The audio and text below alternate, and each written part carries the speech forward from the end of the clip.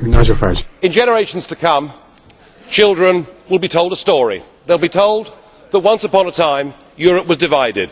There was a big wall down the middle of it, and the people in the East were very poor, and they had no democracy, and they lived under an evil system called communism that killed millions of its own people.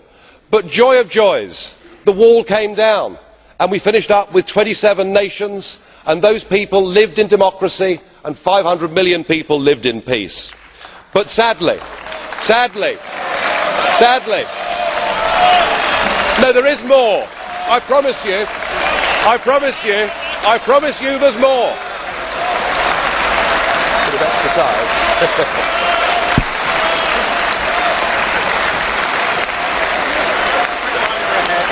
Thank you. I should just sit down now. Well, I must say, that's the first time I've ever received such applause, and I am tempted, Mr Verhofstadt, I am tempted to sit down, but if I may, sadly, the story continues, the politicians in charge became very greedy, and they wanted money for themselves, and they wanted power, and so they resorted to lies and deceit, and they staged the most spectacular bureaucratic coup d'etat that the world had ever seen. But they didn't need to use any bullets to do it. They were much cleverer, much more scheming than that. No, what they did is they put in place a new treaty. It was called the Lisbon Treaty.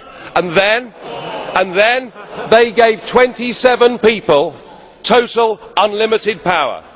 These were to be the people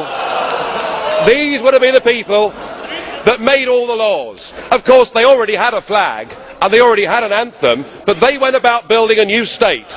But they ignored the people. And what they did, whether they knew it or not, is they recreated the very evil system that the people in Eastern Europe had lived under before.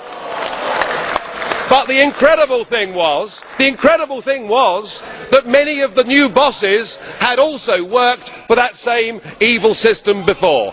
Well, of course, the plan was flawed, and their fanciful monetary scheme collapsed. But still, the new bosses wouldn't listen to the people. No, They made life tougher and tougher. They put tens of millions into poverty. They denied people a say.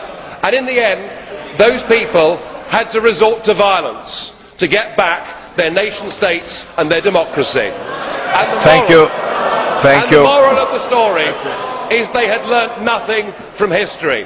Members of the European Parliament, before you give this Commission power, remember that 60 years ago, an Iron Curtain came down on Europe. That now, with this Commission, there is an economic iron fist, and it's being felt in Greece today.